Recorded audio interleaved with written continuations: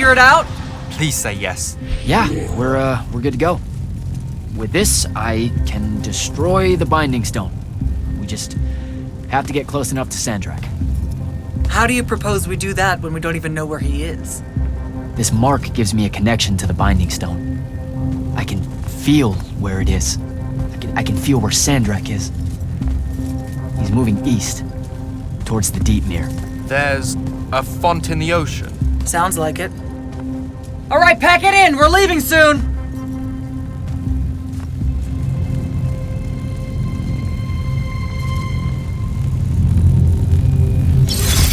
What's the play, sir? Devin and I will stay here at the Shrine Forge for a bit. See if we can find anything else of interest. And rig it to blow when the Rashanians return. You need to get back to the Palathon and brief Kirkin. She'll figure out our next steps. But when you use that mark to destroy the Binding Stone, I want to be there. I want to see Sandrak's face when you just crumble it in his hand. There's no way he'll see it coming. You don't have to tell me twice, sir. All right. That'll be all, Initiate. Now head back to the Palathon.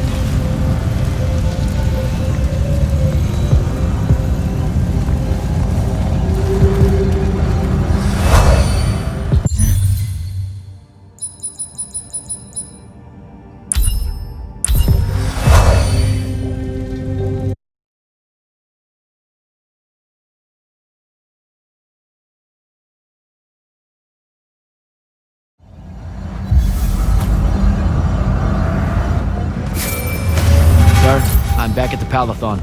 Well done, soldier. Meet me in the vault. We can finally have that conversation that I've been trying to avoid.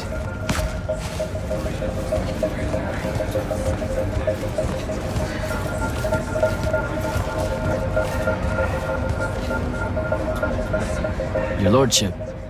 Jack? So are you a spy of the king?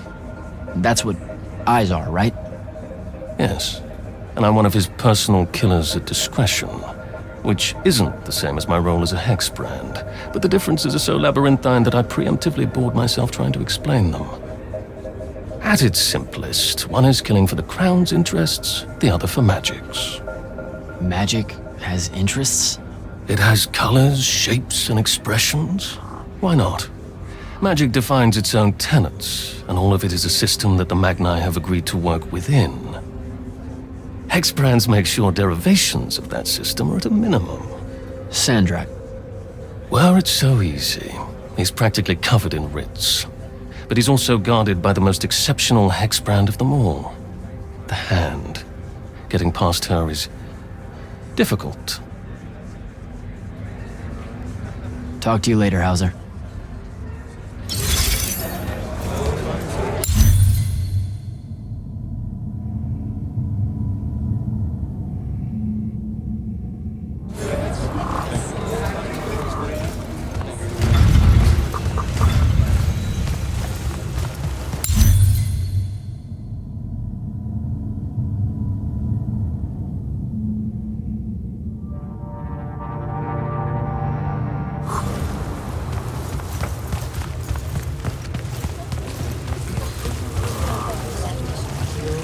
Orphe? Candle. Who's got two thumbs, a binding mark, and met an Aristean astral projection? This guy. Delightful. What were they like? Well, he talked like...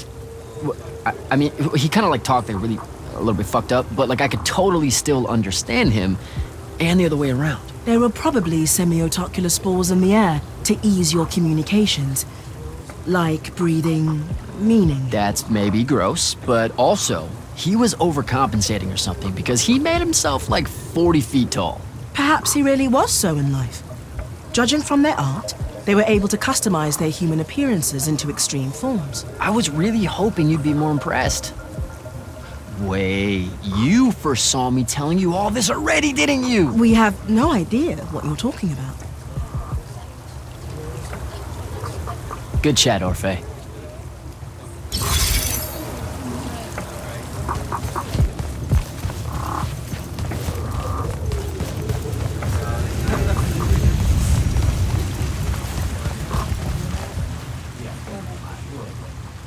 Good to see you back, sir. The Grand Magus is waiting for you in the vault.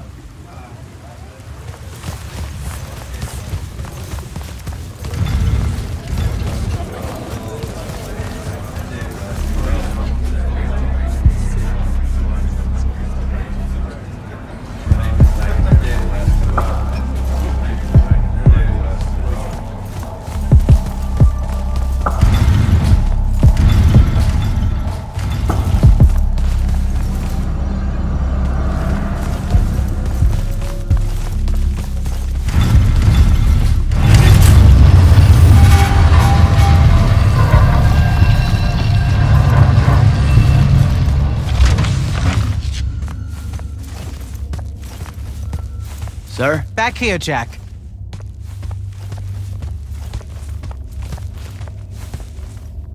Here. This dossier is for you. My report of Sandrak's time as an immortal. Some details remain classified. I'm sure you understand. I was hoping for more than a summary. You know, for us to talk about it. It will have to do. I don't like to talk about Sandrak, because I don't like remembering him as a friend.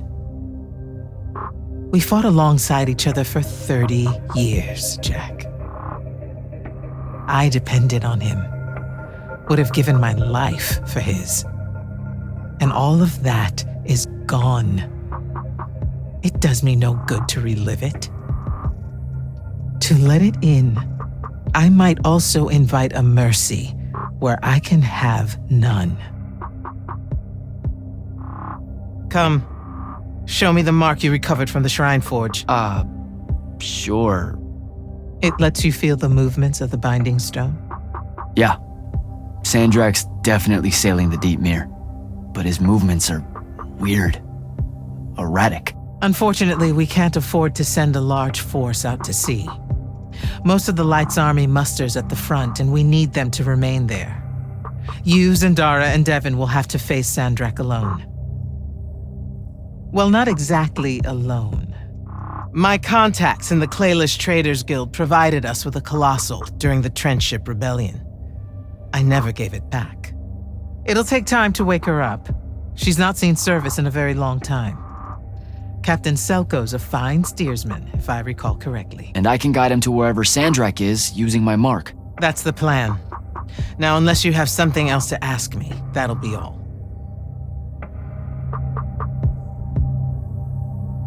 You've been hiding anything and everything about Sandrak being an immortal since day one. I deserve more than a report you wrote up. Tell me, Jack, if you had a very close friend that you shared a common cause with for the longest time, a vision of what was right and true and good, and they betrayed that vision, betrayed you, how would you feel? Would you want to talk about it? Could you talk about it? If the person you once knew became someone you could never now understand? Yes, absolutely. I'd have to know how it even got to that point. Sandrak and I were companion in arms for longer than you've been alive.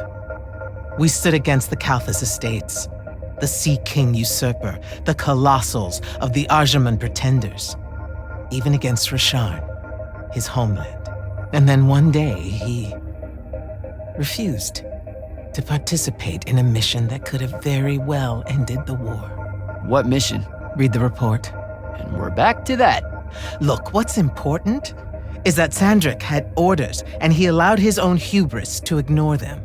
He made a decision that jeopardized the rest of us because he thought he knew better.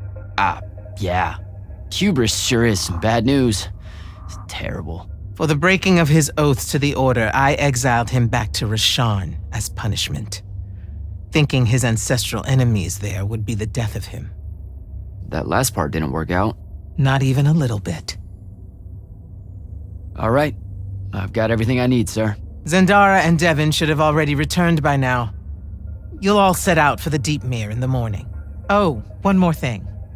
The Oromik girl, Kenzie. She wanted to speak to you when you returned from the Shrine Forge. I think she's a bit smitten with you. Yeah, I don't know if it's limited to just me, sir.